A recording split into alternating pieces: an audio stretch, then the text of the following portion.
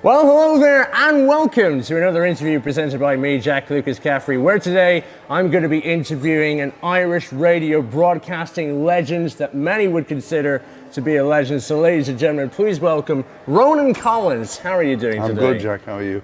Very good, very good. Good to see you. I'm glad I got on the train and was able to get to see you face to face. Well, it's funny that it takes a meeting in Spain for us to get together. So yeah. I'm glad I finally got to you. Yes, finally, after a good while. But anyway, you're a radio DJ anyway. You've been for about 40-something years at this point. But you've also done a lot of other things regarding music in general. So how did you sort of get into music in the first place? Well, I was a musician. I always felt I was a musician when I was a kid. I could play drums and a bit of guitar. I wasn't very good at the big hammy fingers, you know. Yeah. So I wasn't any good at that. I stuck with the drumming, and then I kind of fell into DJing in my late teens, and did that for a while, but managed to get back into playing the drums then in the early 70s. This is all ancient history now. And I had a great time right during the 70s as a musician, a full-time professional musician drumming. But playing with different bands. Eventually went on the road with drumming with the legendary Dickie Rock. Wow. And then in 1979 an opportunity came along to get an audition with RTÉ. They were starting a completely new radio service which was called Radio 2. And I got an audition on that and eventually got a job. And that really was the start of it. And that was the end of it then. And 43 and a half years later, I gave up daily radio, doing it 5 days a week. Haven't had a great time doing it, you know. So I suppose a lot happened in between, but it was a job that I kind of fell into. Yeah. And but I embraced it once I got the chance, and it was hugely enjoyable. Oh yeah, absolutely. Hugely enjoyable. Absolutely. And I believe your first early start in radio was actually on the old pirate radio back in the day. Yeah, there what were was that like? some guys, you know, talk about the pirate radio thing with great fondness and everything and say how wonderful and cutting edge it was. I don't remember it like that because I wasn't hugely involved. Yeah. I think at the time it was a bit of laugh. Yeah. And you know, I did a bit of it, and I suppose it was good to get a bit of attention then, but I never thought, at the time I was still drumming away, and I never thought that I'd be in a situation where it was leading on to a lifelong career. But it did. Yeah, yeah. And yeah, I do tend to see your point on that it wasn't all sunshine and rainbows at that time, because I remember my dad, he used to be a pirate radio DJ back in the day. And I forget what his nickname was, but he was one at the day. And he told me, it was fun, but it was a nightmare setting up the aerial and putting it all up. And yeah, well, it wasn't. I mean, as I say, my memory of it, I thought it was all a bit of fun and everything. And I didn't see it as a career path. But it happened. And I'll never deny it. You know, I was there and I was part of it, I suppose. And how people remember it is how people remember it. And, exactly. You know, I kind of have more vague memories of it than fluffy memories, you know. Yeah. But it was great. And if it was part and parcel of leading on to what I eventually did with RTÉ for over 40 years, that's grand. That's fine. That's a good memory. It was experience at the end of the day. Yeah.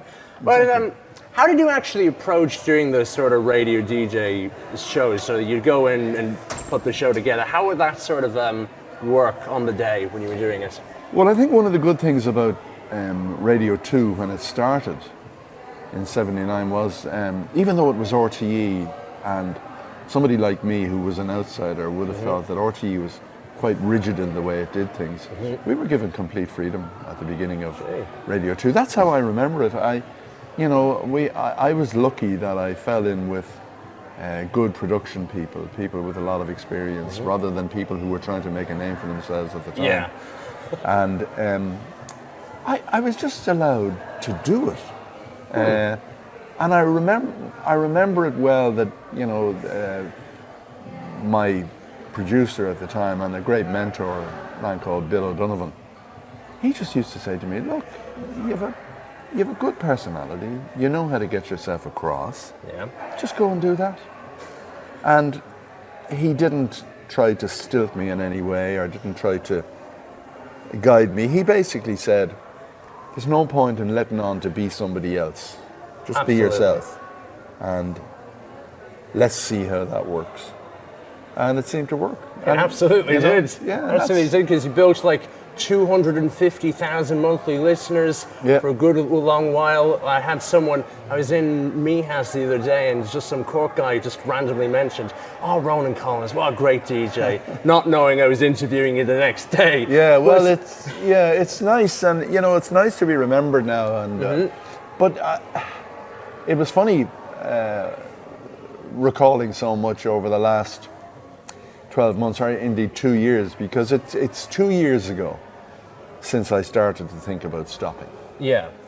And I thought about it for a long, long time and tried to figure out what it would be like in my life not doing it, not doing the 5-day-a-week program. Eventually I made my decision, and I told RTÉ in June of 2022, and I didn't finish until December of 2022, but I didn't announce it until the 9th of December, 2 weeks before, because I didn't want a long lead out, a long goodbye. You know? And even though it wasn't a goodbye to working, it was a goodbye to 5 days a week. That my life's routine was going to be changed completely, and I was very cognizant of the fact that the figures were still very good, and I was going to be, while trying to please myself, I was going to be letting a lot of people down as well, because Irish radio listenership is extraordinary. They're very loyal people, they become your friends. 75% of like Irish people listen to radio? Yeah, something like that. Yeah, and it's an extraordinary statistic. So I know a lot of people were upset at my leaving and wondering what they were going to do, and we'd forged a great relationship through the years. But I suppose in the end it was a twofold thing. First of all, I needed to do it for myself. Yes. I needed to stop. I needed to change direction. And the change of direction was never going to be looking for a career. It was looking for time to do other things. And what those other things were going to be was never going to be a full-time job. So it was a realization that you can do things for so long, but if you can call stop on your terms, that's a big plus. And the only inevitable thing in the business that I was in, daily radio, having done it for as long as I'd done it, was there wasn't the same amount of years in front of me as there was behind me. No. So it was up to me to say, what do you want to do? And I stopped that. And then in the 10 months since I've stopped doing the daily radio program, I've been very busy in life.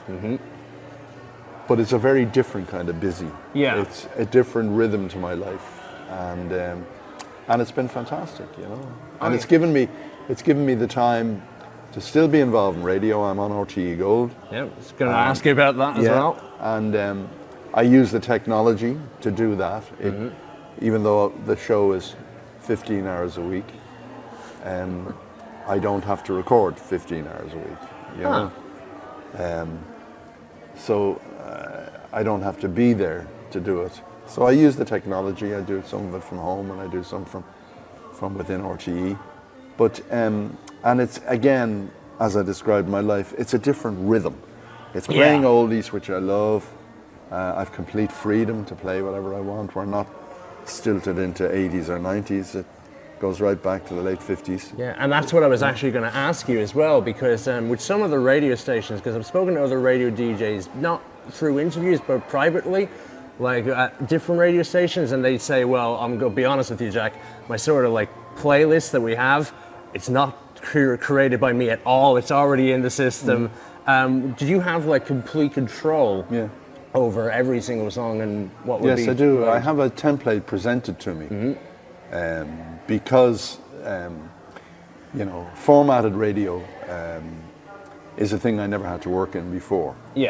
So when I was talking to RTÉ Gold about the possibility of doing shows on it, and this is all very backroom management stuff, I said I won't work on a formatted show. I won't allow a machine to select tracks for me. Oh yeah.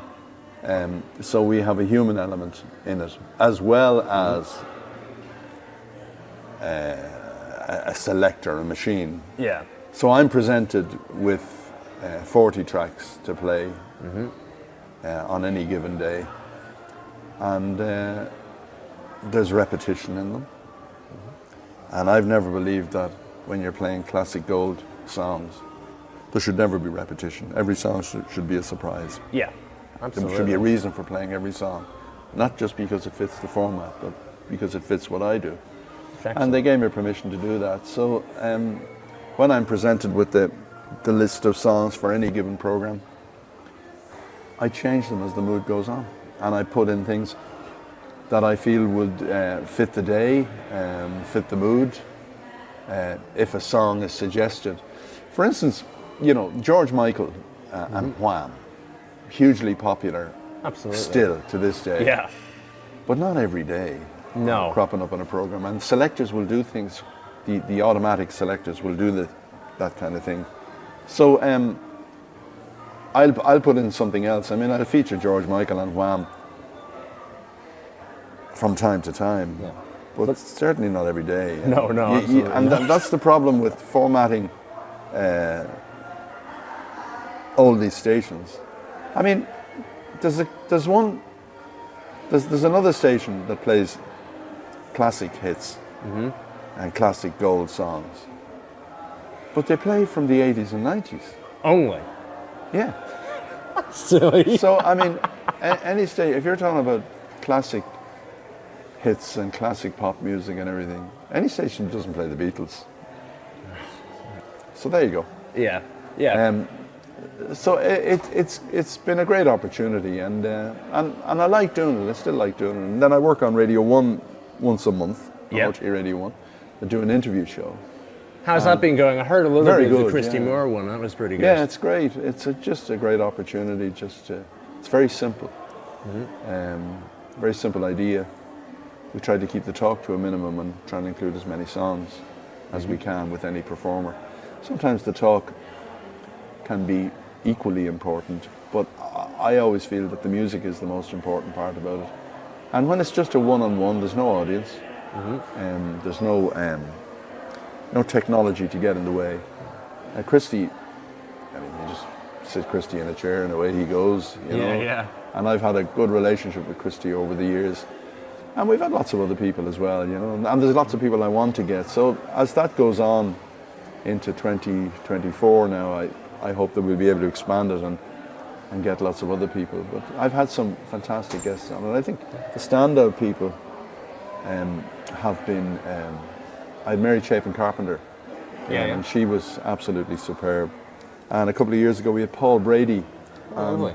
Like Paul has appeared on dozens of shows like the one I did, but I felt on the day that we got a bit of Paul Brady that nobody else had ever got. Yeah, a bit more of an intimate Paul Brady?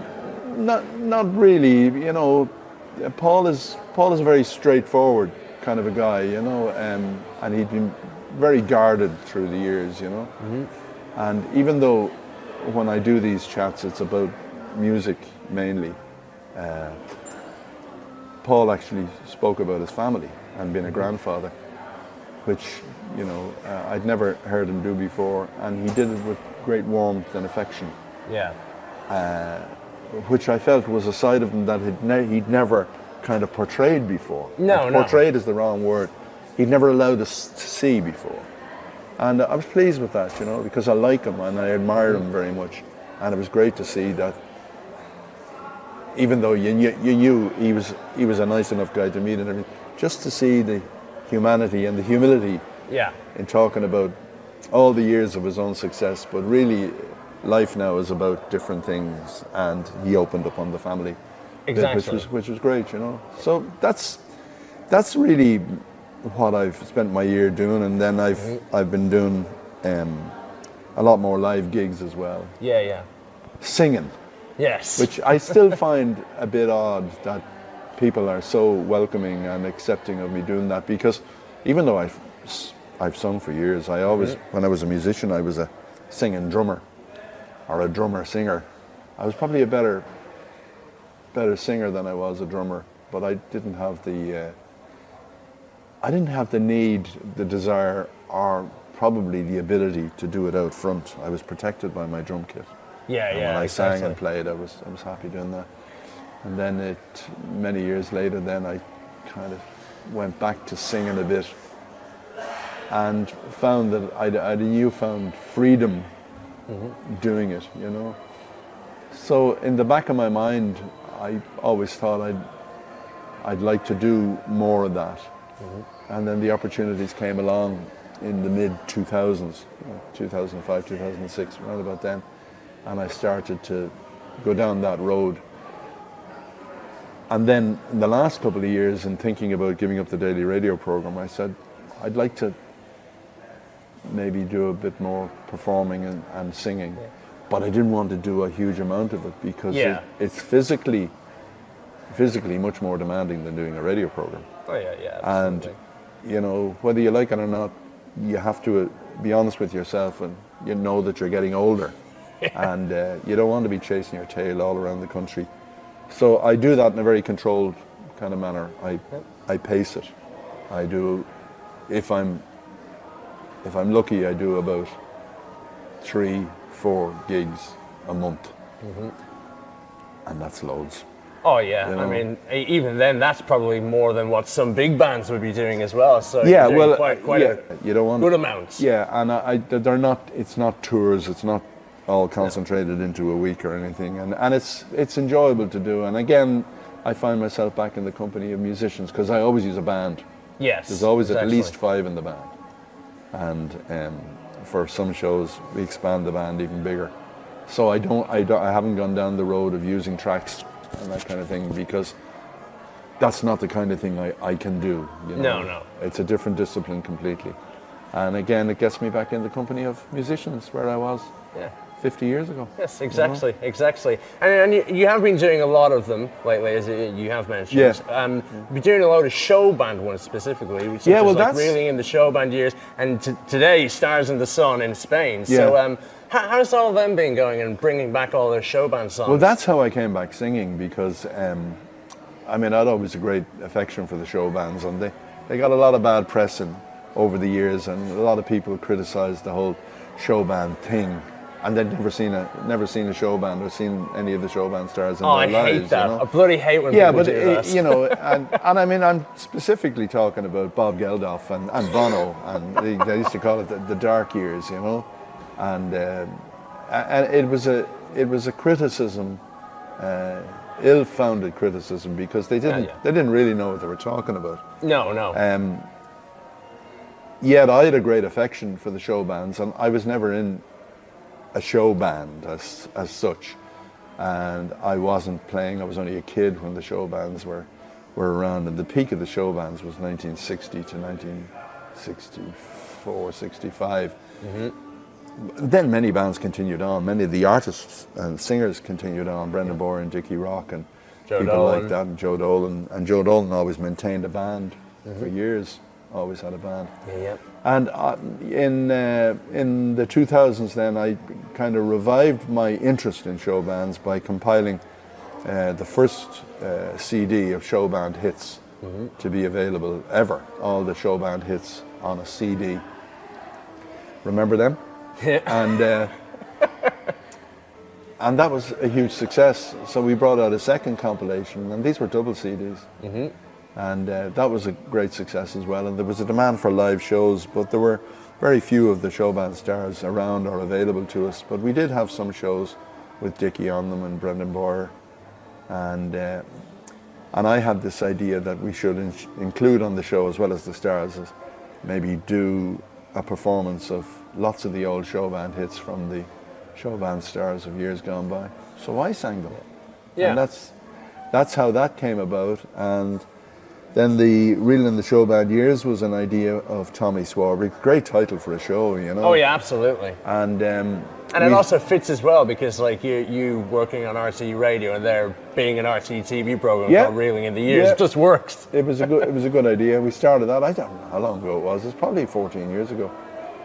We did the first of those. I think it was that. And we're still doing them. Yeah. We're doing them again now for January and February of 2024 as well. And they've been a great old nostalgia trip for lots of people. And there's a lot of work goes into those. We do. That's the most concentrated tour that I do. Yeah. Lots of people who are on the show are well used to doing that because that's what they do. But it's been a great success and hugely enjoyable to do, you know. And you know, anything that works is enjoyable. When things don't work, well, you don't tell people about them because you haven't enjoyed it anyway, you know. And there have been things that didn't work through the years, but you soldier on. You keep going. Oh yeah, absolutely. You find out why didn't it work, and try and correct it and make it work, you know. Absolutely. And you know, it's great though that you're doing all these sort of showband hits and getting a bunch of people involved. We're all the sort of people that you help you do the show as well. But there's fewer and fewer of them now. Oh yeah, because I was just about to ask you that. You know, like the showband era, I mean, it's almost like in its dying stages, unfortunately. And I'd like to ask you, do you feel, because I somewhat think it, do you feel that you and some of the other people involved are almost single-handedly keeping that sort of entire genre alive?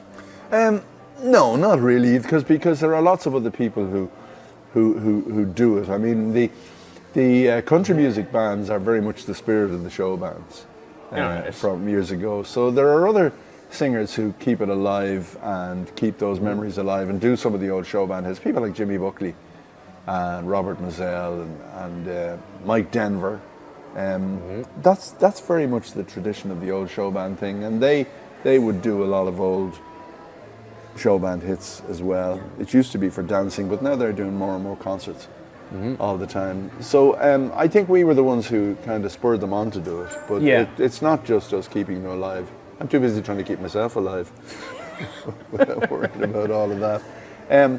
So we'll do it as long as people want to hear it. But in terms of the stars, I mean, we were very lucky that through the years we had Brendan Boyer on the show. We had Sean Dunphy.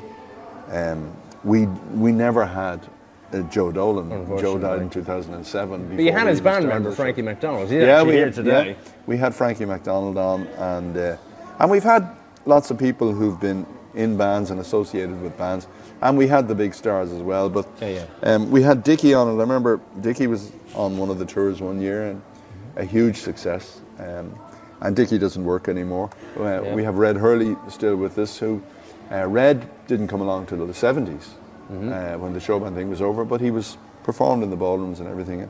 And Red is still well capable of doing it, and it's great to do, and it's enjoyable. It's not. Look, it's nice to bring a bit of good cheer and a few memories for people around the country. So as I say, we're going out again in 2024. We'll still be reeling in the showband years. Yes, and you'll have this tour on this place in Spain 2024 as well. Yeah, that's coming out to Spain. We've a new venue up near Estepona, I think. Greater mortals than I will tell you what the venue is, but this year in Torremolinos again, and this is a great bit of fun. I mean, who wouldn't want to come out of the sunshine and sing a few songs anyway? Oh, it's just a vibe. It's a total vibe. I wouldn't mind it. It's great. Any day of the week. I want to go back a little bit to your broadcasting career, specifically more to the TV side of things, because I feel like I'd be doing a disservice if I didn't mention the varied TV career you had, because it wasn't necessarily just music, although you did do the Eurovision once as a commentator. What was that like, actually? That was a bit of fun. I think it was in Switzerland. Yeah. Celine Dion had won the Eurovision in Dublin in 1988. Yes. I think, because because you were on in Johnny 89, Logan had won it in 87. So it was in Dublin in 88, and Celine Dion won singing for Switzerland. Mm-hmm. And she's Canadian, isn't she? Yeah, she's Canadian, yeah. Yeah, French Canadian. But she was singing for Switzerland. So the Eurovision in 1989 was in Switzerland, and they asked me if I'd do the gig for television. So I wasn't appearing on television. Myself and Michelle Rocca did the presentation of it on television. That was a bit of fun, you know. But I'm not a Eurovision person who thinks that the Eurovision is wonderful and there's nothing like the Eurovision and it should be kept alive and everything. And even then, you know, it was a gig and I did it. I enjoyed it. Enjoyed the experience. And but I did it once, and I can't remember whether I was asked again or I said I didn't want to do it again. Yeah. But I didn't really want to do it again. It was one of the things that I did. And then television it's a strange kind of a thing. You know, when you're talking about the Eurovision Song Contest, unless you're appearing on the show, there's not a lot of point in doing it really. You know, it's kind of when you're commentating on the Eurovision, that's what it is. You're commentating, and I'm not sure I'm a very good commentator. There's other people who are better at it, and, you know, and people make it their life's work as well. Like Marty Whelan is so dug into the whole thing. Oh yeah. And that's great, and that's what you need to be. Oh yes. For something like that. I wasn't. Oh no. So did it the once, and it was good fun. And the other things in TV then down through the years was I did a few music shows in the early 80s, and then I started on a game show called Play the Game. I was going to ask you about that. Yeah, 1984 that was, and that was great fun. It was an old mime show, charades. Yeah. And it was great fun. There was in the first year there was myself and Twink and Brendan Grace. Huh. And then Brendan was moving on to doing other things in television. So Derek Davis came in, and that became the standard lineup with always with 2 or 3 guests on each side through the years. And we did that for 10 years. I think we did about 300 shows. Gee, that's a lot. And it was Ireland. You start running out of celebrities and people, you know. And we used to joke in later years on it. We used to say, play the game, subtitled, who the hell are they? And it was a lot of people coming on. But that was a little unkind on our part, I think, to call it that, because what it was were non-celebrity people coming on, making a show of themselves. And that was fine. That's what the show was about. Yeah. Because before that we'd had celebrities or musical performers or whatever, but everybody ends up making a show of themselves on Play the Game, because it's a bit of laugh.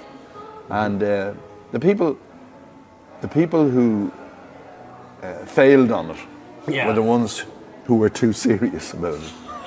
It was a bit of fun. It was a TV thing, a tea time TV thing. Yeah, absolutely. And that worked. I think it worked well enough that we did it for 10 years. Yeah. And they kept showing them for another 10 years. Kept repeating them. But when we finished doing those recording them in 1995, at that stage I was now presenting the Lotto draws on television. I was going to ask you about that. Yeah, that was something else that I kind of fell into, but that I became very protective of, because at that stage in my career where I didn't really want to be on television, I didn't want to, I loved my radio program. I love the intimacy of radio. I love the fact that you can do an hour-long radio program in an hour. Yeah. It doesn't take a day to do. Television programs, half an hour television program takes a day. Oh yeah, because I've been to like rehearsals of the Late Show, and you're looking at it going, "Oh God Almighty, how many times do you have to run that camera and make?" And the technology can get in the way of the intimacy. So the radio show gave me great intimacy, but television gives you great coverage. And you know, when you're going through a career and you know you're working and you're paying a mortgage and you're rearing a family, television is very important in my work. Yeah. Was it enjoyable to do? Yeah, it was a bit of fun, all right, but it became a terrible chore. And so the Lotto thing now had me associated with a product that was hugely successful from the word go. Yes. It was something that people liked and enjoyed, and the Lotto draw, I mean, they reckon that at the beginning, the Lotto draws, there was 1.5 million people watching it. Gee, that's a lot. So now everybody knew who you were. Yeah. And even though I'd had a career before that, now you became an absolute household name. Yes. And that was very good for my career. Was it very good for my life? Probably not. Probably not, because... Selfie photo, autograph, all that? Well, that's the easy part. That's the easy part. It's the intrusion of other people. It's when other people think that you're a celebrity or a personality, and that you have that they must be allowed to delve into your life and find out all about you. Yeah. And that's an intrusion. Absolutely, yeah. Because that's not part of what I did, and I was always uncomfortable with that. Yeah. I was happy that people knew who I was, because there's no point in being on television and people not knowing who you are. If people don't know who you are when you're on television as often as I was, then it ain't working, you know. And I was quite commercial in how I did things, you know. I didn't use I never used my radio program to increase my notoriety or my presence anywhere, but I did use television for that. Yeah. And I got a lot of work out of television, and that helped with the running of your life and making money and everything. But you get tired of it very, very quickly. So the Lotto draw was great. It was 2 days a week. But it wasn't 2 full days, you know. It was a Wednesday evening and a Saturday evening, but it intrudes in your life. Like, I never had a weekend away. No. If I wasn't on the Lotto draw, it was because I was abroad on holiday, not abroad working. I never substituted any other job to give up a night on the Lotto. Especially if you're getting like 1 million viewers for 3 minutes, like that's just great viewership there. Yeah. Absolutely. People thought I was getting £1 million a year, you know. Which I wasn't. And it was all part of a jigsaw puzzle, and it made the puzzle was never complete. But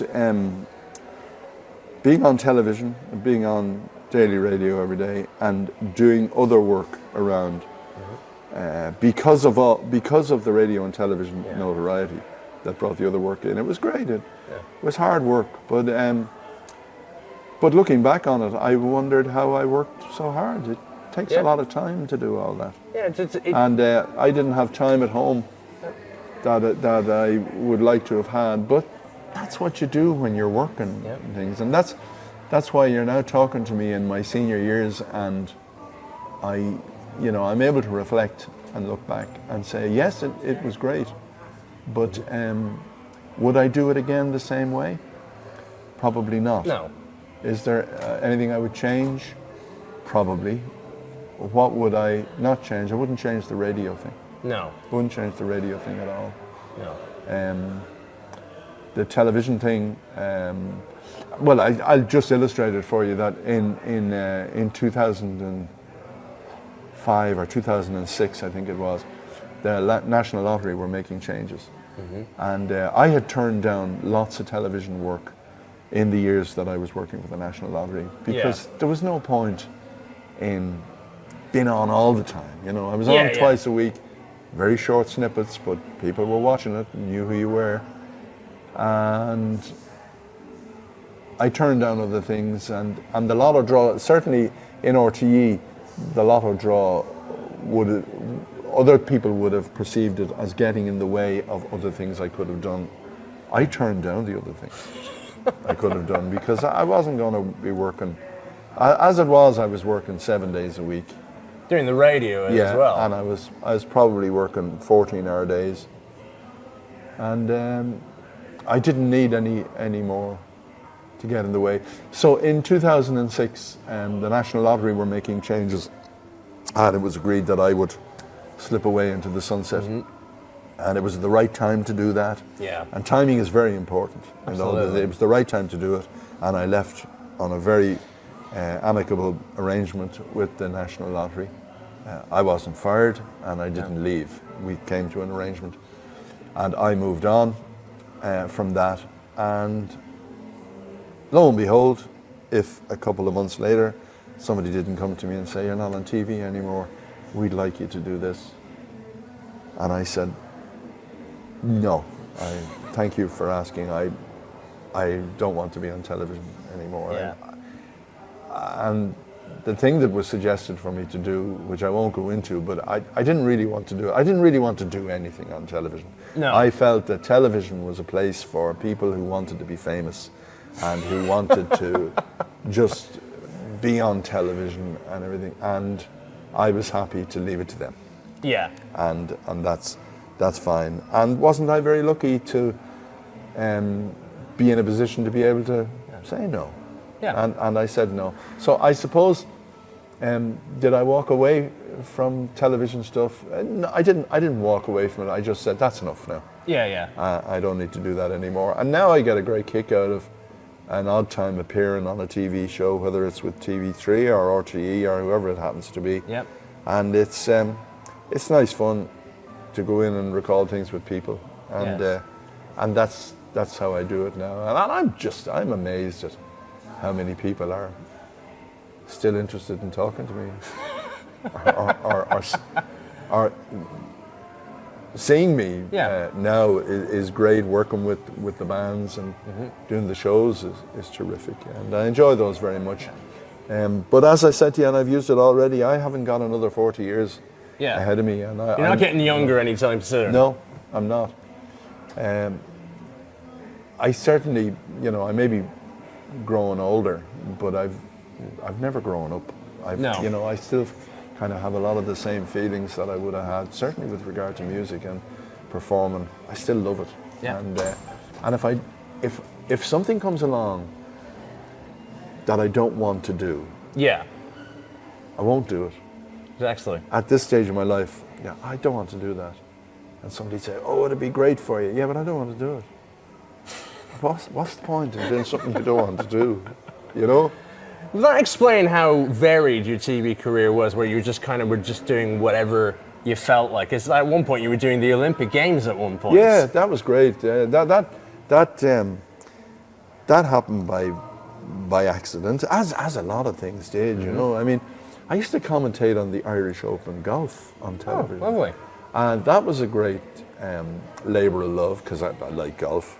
Who doesn't like golf? Yeah. And to be working as a TV presenter, commentator on golf things was great. And then an opportunity came to work on the Olympic Games, and they gave me things to do which you would probably call minority sports. I used to do judo and taekwondo. Oh, lovely. And weightlifting. And weightlifting, the judo and the taekwondo, I had to work very hard on that to try and get an idea of what they were actually doing. And it's a very technical thing, Yeah. Weightlifting is like an opera.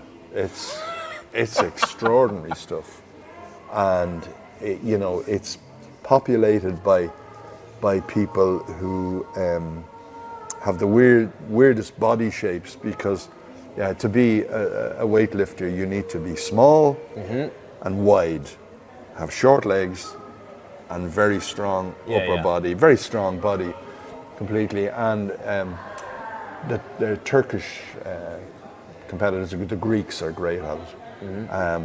And that was a whole new world of presenting Olympic weightlifting. It was great. I loved it, absolutely loved it. And I went to the Olympics then in Atlanta in 1996, which was an amazing experience, because when you're in America, the Americans are very insular, and nothing happens in the world if it doesn't happen in America.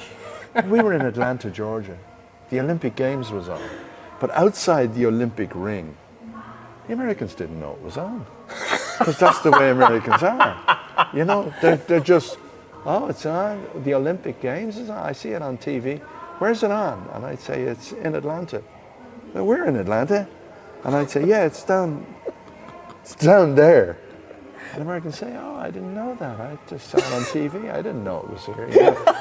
But it was a great experience. And that was the 1996 Olympics was the year the Russians and the Americans played basketball, the professional basketball players. Oh, God, that would have been good, especially because they were just coming out of the Cold War that time. Yeah, well, and it was the first real professional Olympics where there was professional athletes in it, even though there'd been professionals in it for years before. Now they weren't hiding it at all.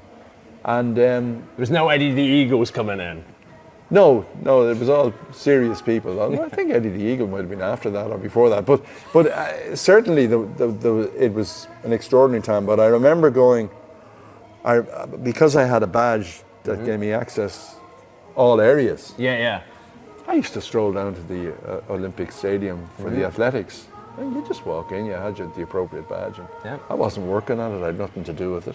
Yeah. And I was walking in, and I discovered in the Olympic Stadium in 1996, the famous Olympics in Atlanta, Georgia, that I reckon there was only me and a few other people who weren't on drugs of some kind. It was unbelievable. That was the time of the testosterone-filled men and women.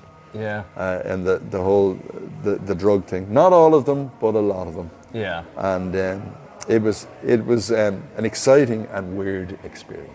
I can imagine. You know? Which seems to be your whole life, considering you've had the whole radio and the TV, and now with all your music that you're doing. And I suppose on a little final note that I'll end it off with, since you put out like a CD of Showband hits, and you've put out a vinyl of Showband hits song recently as well, which is very good that you did that as well, because that's where they were all on originally.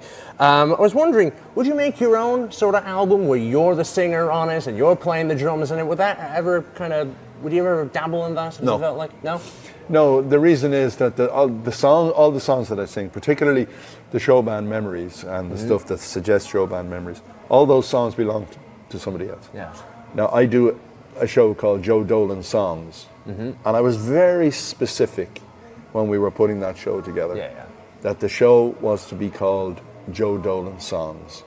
It wasn't about me looking like Joe Dolan, dressing like Joe Dolan, or even singing like Joe Dolan. Joe had a unique voice. I do have an ability to sing Joe Dolan songs, not as high as he sang them, but it suggests how Joe used to sing them. And the songs are very important. They're great songs. He had an amazing catalogue of songs. And I try to do them to the best of my ability with a 10 or a 12-piece band, which is what Joe had when he was doing it on the road. And why would I want to record those songs and put them out on a CD and sell them when Joe's songs are still available to download or to buy on CDs and everything? You can get them on Spotify. He's got hits 10 million views, everything, you know? So why would I want to do that? No, I've no interest in doing that. I love singing them live, love doing it live, but when it comes to the recordings of the songs, they're Joe's songs. And the same with all the other songs that I sing. I don't sing original songs, I don't write songs. The nature of what I do is cover songs, and I've no interest in recording them. And I suppose that sort of kind of brings it back all full circle. If it doesn't interest you, you won't do it. Yeah, sort of, and that's kind of how you've lived your whole life. Yeah. Sometimes a bit too blunt about it. Sometimes, you know, sometimes a little bit of subtlety is required. But you know, I have this whole thing as well, is you can't argue with no. If somebody says, you know, if you say to somebody, I'd like you to do this, and they say no.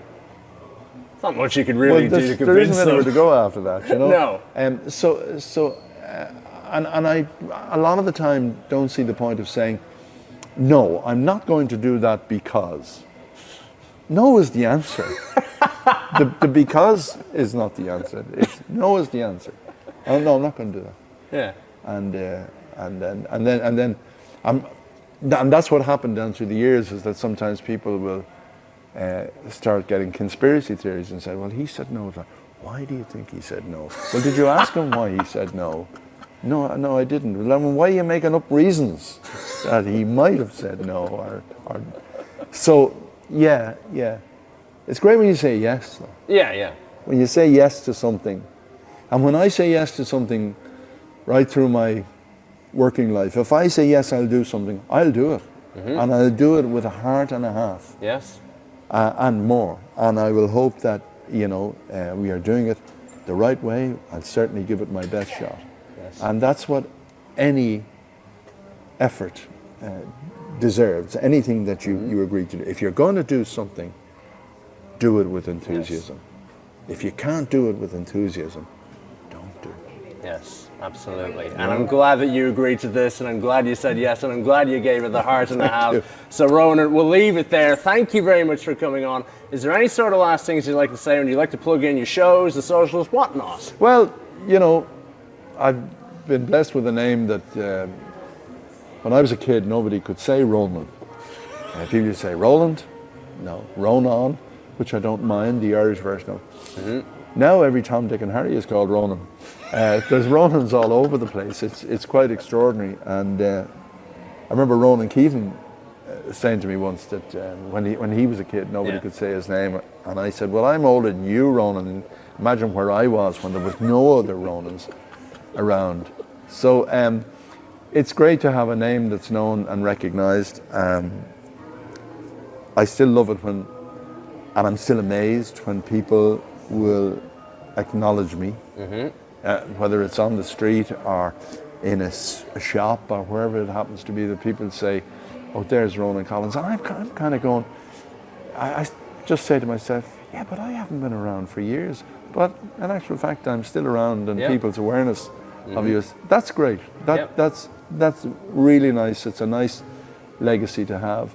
So being able to do the live shows around when people see my name, if it's instantly recognizable, that's great, and they then have a choice. I'm going to go and see that artist. I wouldn't go and see him, and that's fine too.